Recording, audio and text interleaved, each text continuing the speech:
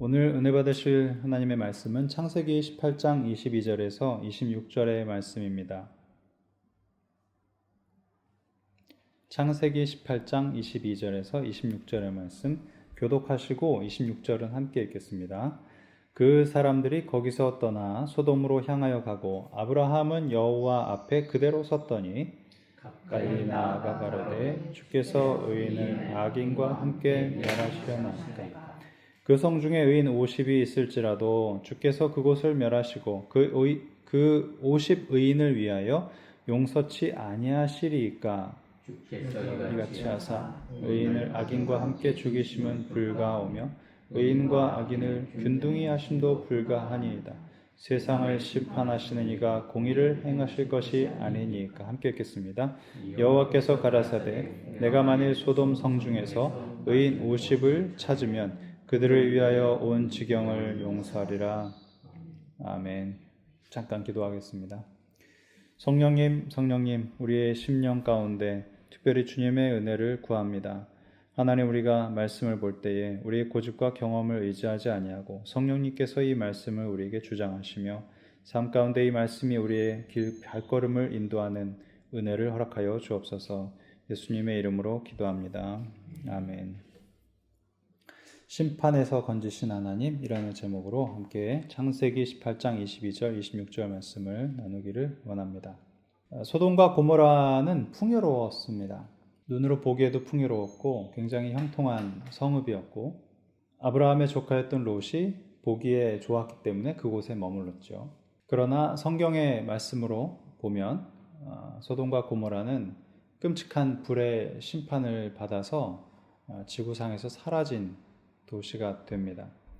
창세기 18장에서 시작되는 이 소돔과 고모라의 이야기는 아주 신비롭습니다. 하나님께서는 친히 두 천사와 함께 소돔과 고모라를 보기 위해서 직접 임재하시는데 이때 아브라함은 이들 나그네를 알아보고 그분들을 자신의 장막으로 모셔서 아주 극진히 섬기게 됩니다. 그러나 아브라함은 주님께서 어디로 가시는지, 왜 가시는지를 몰랐어요. 그저 극진히 대접을 한 것뿐이죠. 여호와 하나님께서 아브라함을 떠나가시기 직전에 헤어지기 직전에 왜 자기가 이곳에 왔는지, 왜 당신이 어디로 가야 하는지를 직접 말씀해 주십니다. 16절, 17절의 말씀을 보면 제가 읽어드릴게요. 그 사람들이 거기서 일어나서 소돔으로 향하고 아브라함은 그들을 전송하러 함께 나가니라. 여호와께서 가라사대 나의 하려는 것을 아브라함에게 숨기겠느냐. 굳이 말씀을 하신 이유는 뭘까요? 아브라함의 조카였던 롯이 그곳에 소돔과 고모라에 살고 있었기 때문인 거죠. 소돔과 고모라의 타락이 극한에 달해서 수많은 이들의 원성이 여호와께 닿을 지경이었습니다.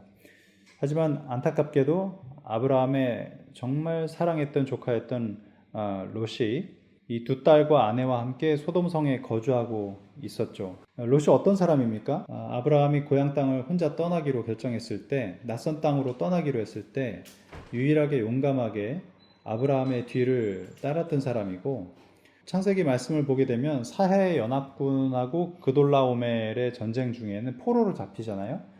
그래서 아브라함이 직접 집에서 기른 사람들을 몰고 가서 추격해서 롯의 모든 가족들과 짐승들을 건져내는 그런 장면들이 말씀에 나옵니다. 그렇게 목숨을 잃을 뻔한 일들을 겪기도 했죠. 아브라함이 직접 목숨을 걸고 구해야 할 만큼 소중했던 사람이에요. 그런데 하나님께서 그가 머물고 있는 그 소돔성을 멸망시키시겠다, 심판하시겠다. 누가 그 하나님의 뜻과 심판을 과연 감히 거스르겠습니까? 어떻게 막겠습니까? 그러니까 아브라함이 마음이 무너졌겠죠. 그래서 오늘 본문의 말씀을 쭉 보다 보면 이 50명의 의인의 이야기를 읽다 보면 아브라함의 그 절박한 마음이 담겨져 있어요. 그래서 이 말씀이 참 아름답습니다. 사랑하는 마음이 느껴지잖아요. 그래서 아름다워요. 아브라함이 50명의 의인을 말씀했을 때 과연 이 의인이라는 게 무슨 뜻일까? 이 의인이라는 게 과연 어떤 의미일까? 말 그대로 의인이라는 것은 성경상으로는 하나님의 뜻을 따르는 선한 사람을 의미합니다. 특히 구약시대에는 더 이런 의미를 갖고 있었죠. 50명의 의인이 있으면 이 성읍을 멸망시키시겠습니까? 이렇게 여쭤본단 말이에요. 그리고 아주 우리가 잘 알고 있듯이 이 아브라함은 무례를 무릅쓰고 여호와 앞에 6번을 다시 여쭙습니다. 6번. 계속해서 숫자를 고쳐가면서 6번을 여쭙죠. 표현은 조금씩 다르고 숫자도 계속 바뀌지만 요점은 뭐예요? 그 성읍을 의인과 함께 멸망시키시겠습니까? 이렇게 물어보는 거예요. 저는 사역 중에 또 일하는 중에 담임 목사님이나 사장님 또는 제가 모셨던 어떤 그런 분들에게 같은 일로 3번이나 4번 연속해서 계속해서 재차 확인하거나 그랬던 기억이 없습니다. 저는 그런 용기가 없는 사람이에요. 앞으로도 그런 일이 있을까 과연 싶습니다. 그런데 아브라함은 이 사랑하는 조카를 살리기 위해서 여호와 하나님 앞에서 같은 내용으로 계속해서 6번을 반복해서 여쭤봤다는 것이죠. 어떻게 그렇게 할 수 있었을까? 사랑하니까, 건지고 싶으니까, 살리고 싶으니까. 여러분, 사랑하는 여러분, 오늘 우리가 이 말씀을 보시면서 아브라함의 사랑을 한번 잘 보시길 바라요. 참으로 좋습니다. 그의 사랑이 얼마나 그득하고 간절하고 애절한지를 한번 보세요. 여러분, 누군가를 그렇게 사랑하시기를 축복합니다. 그런데 동시에 우리가 이 말씀을 보면서 잊지 말아야 할 것은 이 아브라함이 지금 말씀드리고 있는 분이 여호와 하나님이시라는 것입니다. 하나님이 직접 임하셨다는 것입니다. 지금 아브라함이 상대하고 있는 분은 사람이 아닌 하나님이시라는 거예요. 하나님께서 왜 그를 직접 찾아오셨을까? 왜 그에게 소돔과 고모라의 심판에 대해서 일부러 그렇게 말씀하셨을까? 왜 또 아브라함의 계속되는 그 집요한 질문에 대해서 어떻게 그렇게 차분하게 말씀하고 계실까? 저는 여러분들에게 말씀드리고 싶습니다. 이 모든 대화의 중심에 사랑이 있다는 거죠. 아브라함은 롯을 건지고 싶은 마음에 사랑이 있고 주님께서도 아브라함을 상대하면서 사랑으로 지금 그를 대하고 있다는 거예요. 사랑 없이는 이 대화와 만남이 설명할 수 없다는 것입니다. 오늘 우리가 나눌 말씀은 사실 이미 지나간 오래전 이야기예요. 오래전 이미 지나간 심판에 대한 이야기입니다. 그런데 오늘 이 말씀을 통해서 우리가 얻을 수 있는 것은 무엇이냐 하면 바로 아버지의 마음, 바로 사랑이다. 근데 동시에 이 하나님은 지금 심판을 눈앞에 두고 계시는, 심판을 마음에 결심하신 그런 하나님이시라는 거예요. 그런데 그 하나님에게서 우리가 사랑을 볼 수가 있다. 만약 우리가 장차 다가올, 이 땅에 다가올 그 심판에 대해서 묵상하고 생각할 때 사랑이 그 가운데 없다면 정말 그건 공포와 두려움일 것입니다. 그러나 우리 믿는 자들에게 한 가지 소망이 있다면 하나님은 사랑이시라는 것입니다. 그 심판의 하나님으로 우리에게 무서움으로 정말 두려움으로 계시는 분이실지라도 그분은 여전히 우리를 사랑하시는 분이다. 그래서 오늘 우리가 심판을 앞두고 계신 이 하나님을 말씀을 통해 만나면서 하나님의 마음속에 어떠한 사랑이 계신지 우리가 이 말씀을 통해서 좀 살펴보기를 원해요. 거기 말씀 주제 첫 번째를 한번 같이 읽어보겠습니다. 시작. 의인을 구하시는 하나님. 우리가 먼저 이 말씀에서 기억해야 할 단어는 의인입니다. 의인이라는 이 말 안에 하나님의 사랑이 담겨져 있어요. 아브라함은 감히 여호와 앞에 의인과 악인을 어떻게 함께 심판할 수 있습니까? 이렇게 질문을 합니다. 23절에 가까이 나와 가로되 주께서 의인을 악인과 함께 멸하시려나이까? 굉장히 명확하죠. 하나님께서는 이 질문에 주저없이 의인과 악인을 함께 멸하지 않겠다고 답을 주셨습니다. 아브라함이 6번을 고쳐서 질문한 그 숫자가 중요할까요? 50에서 45에서 40 이렇게 계속 줄어들어가서 마침내 10명이 되는데 전혀 그렇지 않습니다. 숫자가 몇 명이냐는 사실 중요하지가 않아요. 숫자가 몇 명이냐는 중요하지 않습니다. 그럼 뭐가 중요할까요? 의인의 기준이 중요합니다. 의인을 나누고 의인이 아닌 사람을 나누는 그 기준은 과연 무엇일까? 왜냐하면 우리가 10명의 사람들을 만나보세요. 한번 물어보세요. 착한 사람은 어떤 사람일까요? 10명이 다 다르게 얘기할 거요. 50명, 100명을 만나도 똑같을 것입니다. 착한 사람, 선한 사람, 의인에 대한 개인의 기준이 다 달라요. 성경은 어떻게 말할까요? 성경에 의인이라고 불려진 그런 이름들이 있어요. 한번 제가 읊어드리면 간단하게 3명만. 노아, 욥, 다니엘 이런 분들은 아예 성경에 의인이라고 말한 사람들이에요. 많지 않습니다. 성경에 2만 명이 넘는 사람이 나와도 그 안에 진짜 의인이라고 칭한 분들은 몇 되지 않아요. 노아의 사적은 이러하니라. 노아는 의인이요 당대의 완전한 자라. 그가 하나님과 동행하였으며 라고 성경은 이야기합니다. 이 의인들, 성경에 말하는 의인들의 공통점이 뭘까? 하나님과 바른 관계를 가지고 있고 하나님의 뜻에 순종하기 위해서 힘쓰고 애썼던 사람들. 그러나 우리가 세부적으로 들어가서 그분들의 삶은 어땠을까요? 그들이 어떤 삶을 살았기 때문에 의롭다고 평가받았을까요? 우리가 누구에게 말할 수 있거나 설명할 수 있거나 가르칠 수 없다는 거예요. 설명할 수 없다는 거예요. 그게 정말 어렵다는 거예요.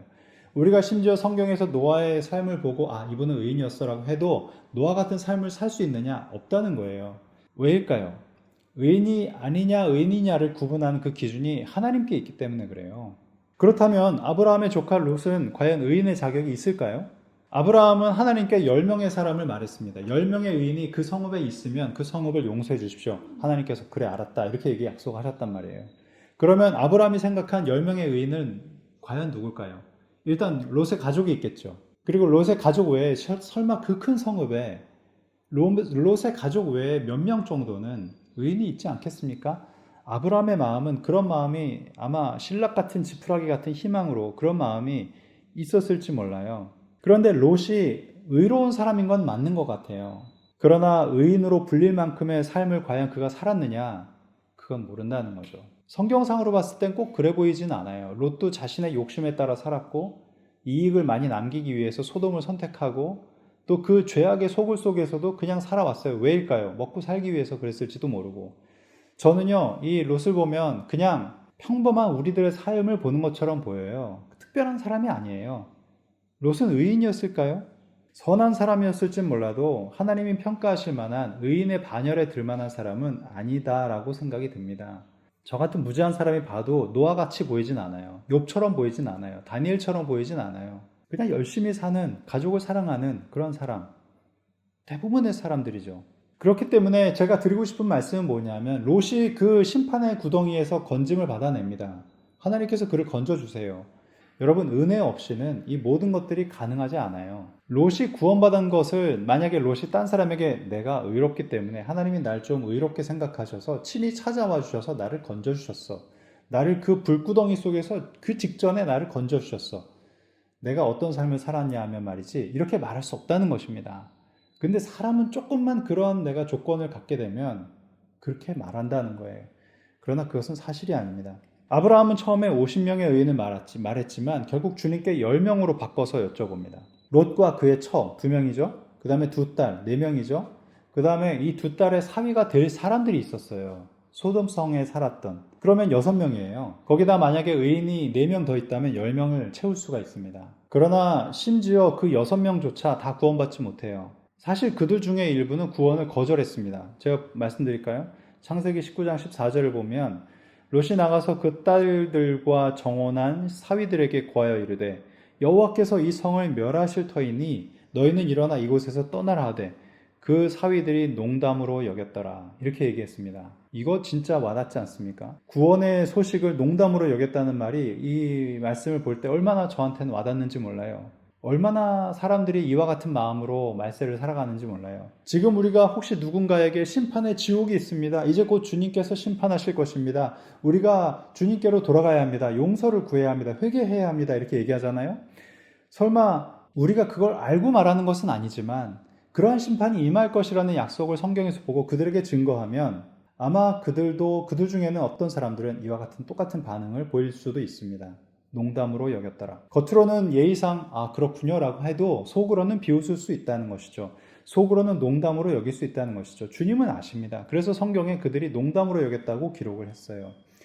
과연 농담이었을까요? 농담이 아니었죠.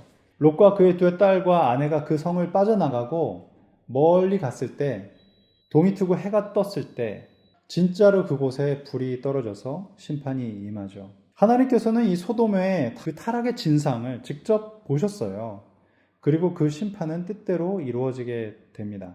19장 24절 25절을 보면 여호와께서 하늘 곧 여호와에게로서 유황과 불을 비같이 소돔과 고모라에 내리사 온 들과 성에 거하는 모든 백성과 땅에 난 것을 다 엎어 멸하셨더라. 심판은 이미 아브라함과 대화하시는 중에 결정된 거예요. 하나님께서는 왜 오셨을까? 하나님께서는 그 심판 속에서 롯의 가족들을 구하기로 하신 것입니다. 그래서 찾아오신 거예요. 여러분 이것이 바로 하나님의 무조건적인 사랑인 것입니다. 롯이 의인으로서의 자격을 갖추었기 때문에 그 성에서 구원받은 것이 아니라는 거예요. 아버지의 사랑이 아니었으면 구원받지 못했다. 여러분, 우리에게 닥쳐올 마지막의 심판도 불가피합니다. 마침내 올 것입니다. 그러나 하나님의 이 사랑은 지금도 불변한 것임을 여러분 믿으시기를 축복합니다. 자, 두 번째 같이 읽어보겠습니다. 시작. 용서하신 하나님. 우리가 두 번째 기억해야 할 단어는 바로 용서인데요. 이 용서라는 말에 또 하나님의 사랑이 담겨져 있습니다.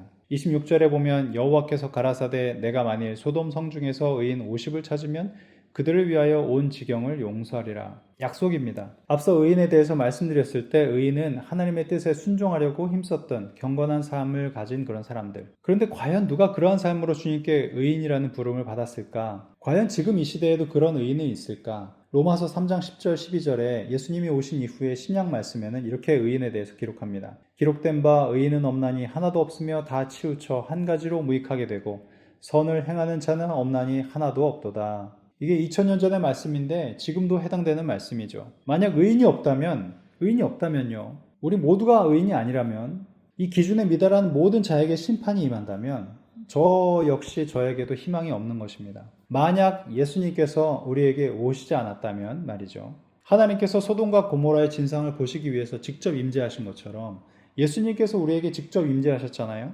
그래서 로마서 1장 17절의 말씀에 복음에는 하나님의 의가 나타나서 믿음으로 믿음에 이르게 하나니 기록된 바 오직 의인은 믿음으로 말미암아 살리라 함과 같으니라. 아멘.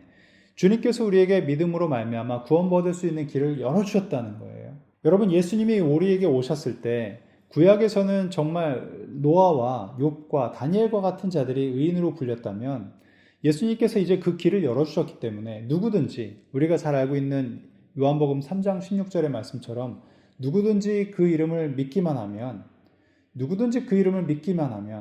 회개하고 주님께 나아가면 용서받고 의인으로 인정받고 구원받을 수 있는 길이 열려있다는 것입니다. 할렐루야. 그리스도의 보혈로 용서받고 하나님께 옳다고 인정받은 사람, 이제는 그 사람이 의인이 될 수 있다는 거예요. 믿으시면 구원이 있고 믿지 않으면 구원이 없다는 것입니다. 하나님께서 롯을 이 소돔에서 구하신 것처럼 예수님의 이름을 믿고 용서받고 의인이라 칭함을 받은 사람은 하나님께서 이제 구원하시겠다고 약속을 주셨다는 것이에요. 근데 우리가 이 소식을 전하면 롯의 그 딸들의 사위가 될 사람들처럼 비웃는 사람이 있다는 것이죠. 얼마나 그 상황이 똑같은지 모릅니다. 여러분, 우리가 두 가지의 말씀을 나눴습니다. 의인과 용서, 이 두 단어 안에 하나님의 사랑이 담겨져 있는데 여러분, 우리가 의인과 용서 마음속에 떠올리실 때마다 하나님의 사랑이 우리 안에도 임하고 또 여러분들이 앞으로 전할 그들에게도 우리 가족들에게도 하나님의 이 사랑이 우리 안에 임하기를 축복합니다. 말씀을 정리하려고 하는데 여러분, 소돔과 고모라를 멸하신 그 하나님의 심판이 그대로 이루어졌잖아요. 그런데 자격 없는 롯을 하나님께서 그 안에서 건지셨습니다. 근데 그 건지심은 롯의 자격이 아닌 하나님의 사랑으로 이루어진 것이다. 하나님의 사랑은 지금도 우리에게 이어지는 것이며 예수님께서는 이제 우리에게 의인으로 구원받을 수 있는 길을 열어주셨다. 사실 매일매일이 혼란스러운 시기인데 우리가 이 하나님의 사랑을 잘 기억하고 주님께서 우리에게 열어주신 그 길을 잘 따르는 것이야말로 저는 이 마지막 시대를 가장 지혜롭게 사는 것이 아닐까 그렇게 생각이 듭니다. 우리 주님의 사랑을 잊지 마시고 살아가는 저와 여러분 되기를 축복합니다. 같이 기도하겠습니다. 성령님, 어느 길로 가야 할지 우리가 모를 때 우리에게 지혜를 주시고 하나님, 우리가 하나님의 사랑을 따라 한 걸음 한 걸음 앞으로 나갈 수 있도록 은혜를 베풀어 주옵소서.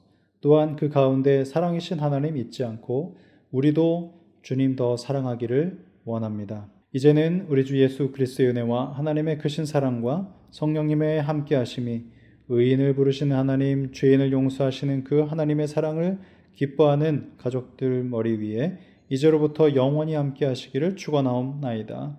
아멘.